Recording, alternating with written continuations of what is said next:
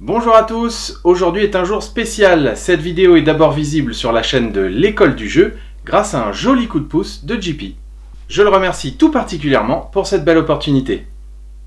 Bon, Rémi, arrête-moi ça tout de suite, ça me fait plaisir, sois-en assuré. Dis-nous plutôt, de quoi tu vas nous parler aujourd'hui?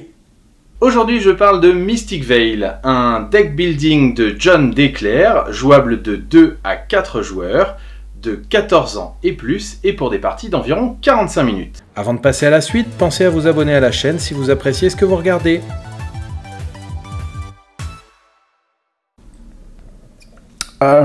Excuse-moi Rémi, je veux pas t'interrompre là, mais Mystic Vale, j'en ai parlé, j'ai fait même une vidéo concernant le jeu il y a de cela 3 ans. Et toi, t'en parles seulement que maintenant.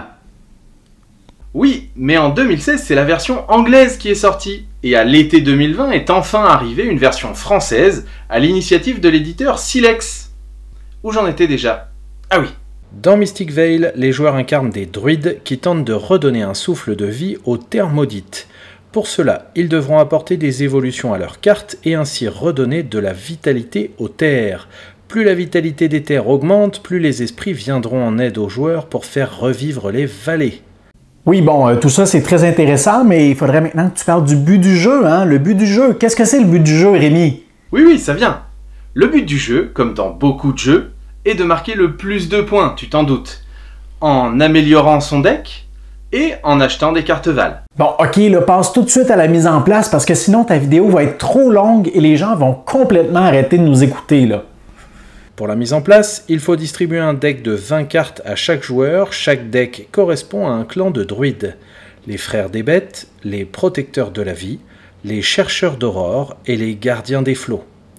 Dans chaque deck, on doit trouver 9 terres maudites, 3 sols fertiles et 8 cartes vierges.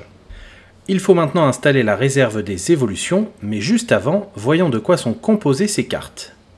Le titre, le coût, le niveau, la capacité, les points de victoire de fin de partie, les points de victoire de récolte, les symboles esprit et déclin, le symbole gardien.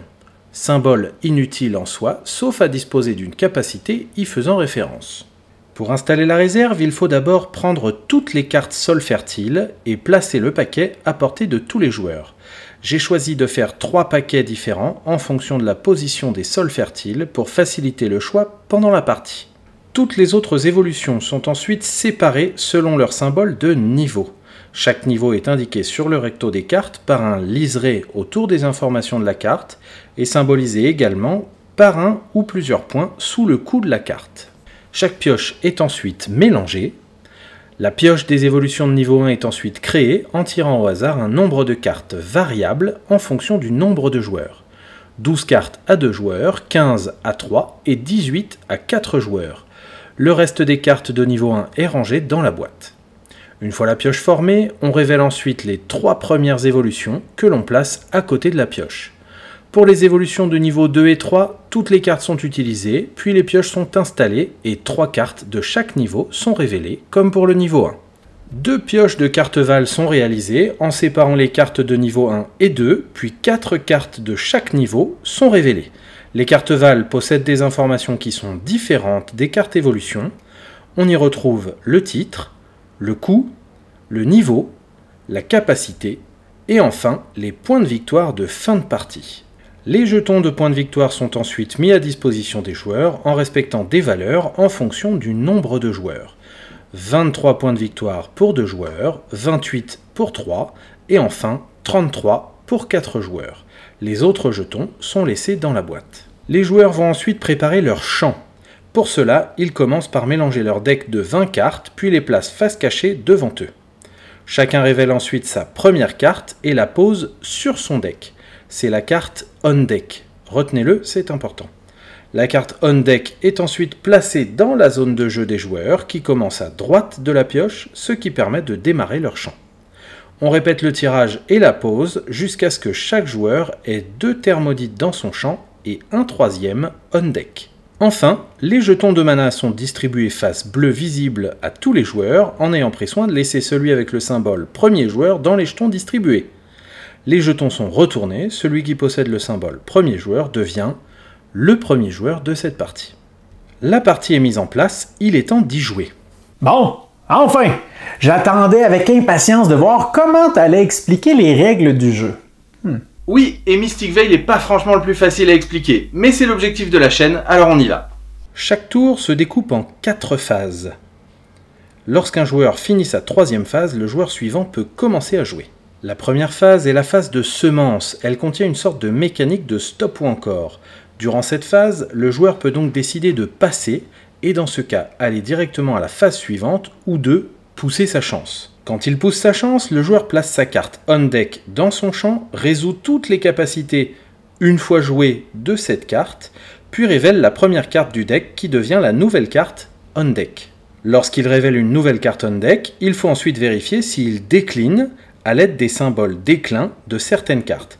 Pour décliner, il faut avoir révélé 4 symboles déclin ou plus lors de la phase. Il est possible, à l'aide du symbole croissance, d'augmenter le nombre de symboles déclin nécessaires pour décliner. Chaque symbole croissance annule les effets d'un symbole déclin. Si le joueur décline, sa phase de récolte, la phase 2, est ignorée et il passe directement à la phase 3. Si le joueur n'a pas décliné, il peut continuer à pousser sa chance ou passer. Lorsqu'il passe, la seconde phase commence, c'est la phase de récolte. Lors de cette phase, le joueur va compter l'ensemble de ses symboles mana et esprit pour acheter des cartes évolution ou des cartes val, 2 de chaque maximum.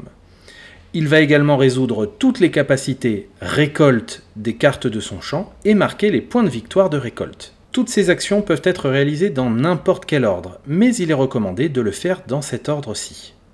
Compter les symboles mana, compter les symboles esprit, résoudre les capacités récolte, marquer les points, acheter 2 cartes val maximum, et enfin, acheter 2 cartes évolution maximum. Pour acheter les cartes évolution, il faut utiliser le mana disponible dans son champ. S'il dispose de suffisamment de mana, le joueur peut acheter jusqu'à 2 cartes parmi les 9 cartes évolution disponibles ou dans la pioche des sols fertiles. Si le joueur prend un sol fertile, il peut prendre n'importe lequel. Si le jeton mana est sur sa face active, il peut être retourné pour gagner un mana supplémentaire pendant cette phase de récolte. Si le jeton mana n'est pas utilisé, il reste sur sa face active. En revanche, tout le mana non utilisé sur les cartes sera perdu. Dernière contrainte, les évolutions qui ne peuvent pas être glissées dans une des protections des cartes du champ du joueur ne peuvent pas être achetées. Pour acheter les cartes val, il faut disposer dans son champ de cartes disposant de symboles esprit. Les symboles disponibles sont l'esprit bestial, l'esprit sylvain, l'esprit céleste et l'esprit libre, qui est une sorte de joker. Certaines cartes val disposent de capacités. Ces capacités ne sont pas utilisables lors de l'achat de la carte et ne peuvent être utilisées qu'une fois par tour. Pour faciliter l'identification des cartes val utilisées, il est recommandé de les tourner à 90 degrés. Une fois la phase de récolte terminée, démarre la phase de défausse. Dans cette phase, les évolutions sont glissées dans les protections, puis les réserves sont reconstituées. Les évolutions peuvent être placées dans n'importe quelle carte du champ du joueur, sans jamais recouvrir une évolution déjà présente, ni une évolution déjà présente sur une carte de base. Cette règle ne s'applique pas pour les évolutions dont la capacité est écrite sur toute la hauteur de la carte. Ces évolutions peuvent être recouvertes, mais leur capacité sera ignorée. Les réserves sont reconstituées en remplaçant chaque carte achetée par une nouvelle carte de la pioche correspondante. S'il ne reste plus de cartes du niveau qu'il faut réalimenter, la pioche du niveau du dessus est utilisée. Il y aura donc toujours 9 cartes évolution et 8 cartes val visibles. À la fin de cette phase, le joueur suivant peut commencer son tour, mais ce n'est pas obligatoire. La 4e et dernière phase s'appelle la phase de préparation. Le joueur prépare son champ en plaçant sa carte on deck dans son champ, en résolvant sa capacité une fois jouée si elle existe, et révèle une nouvelle carte on deck, et ainsi de suite jusqu'à ce que 3 symboles déclin ou plus soient révélés. Si le joueur révèle plus de 3 symboles déclin, il décline immédiatement et ignorera sa phase de récolte lorsque ce sera de nouveau son tour. La partie se termine dès que le stock de points de victoire est épuisé. Chaque joueur jusqu'au joueur précédant le premier joueur effectue un dernier tour. Si les jetons de la réserve ne sont pas suffisants et qu'un joueur doit en gagner, il est possible d'en prendre dans la boîte. Les joueurs comptent ensuite leurs points acquis en cours de partie et les points de fin de partie visibles sur leur carte. Le joueur avec le plus de points gagne. S'il y a une égalité, c'est le joueur possédant le plus de cartes Val de niveau 2 et d'évolution de niveau 3 qui gagne. S'il reste une égalité, les joueurs se partagent la victoire. Bon, Rémi, je sais pas comment te dire ça, mais je trouve que ça ressemble sérieusement à la vidéo que j'ai faite il y a 3 ans. Tu trouves pas? Ah, ce que tu dis me fait bien plaisir. Mais bon, là, c'est sur la version française, il fallait bien que je fasse une vidéo. Et toi, personnellement, qu'est-ce que t'en penses de Mystic Vale? Parce que moi, j'ai décidé de vendre le jeu. C'est pas compliqué, j'étais incapable de battre ma femme à celui-ci, alors j'ai réglé le problème directement. Bah, écoute, moi je l'aime beaucoup, et puis je vais le garder jusqu'à ce que ma femme me batte. Peut-être que ça arrivera un jour. Mystic Vale est un jeu de deck building qui apporte donc une touche de nouveauté grâce à ce système de card crafting. La version anglaise, qui existe depuis 2016, dispose d'une demi-douzaine d'extensions. Espérons que le succès de cette version française sera au rendez-vous, afin de voir les extensions arriver également en français.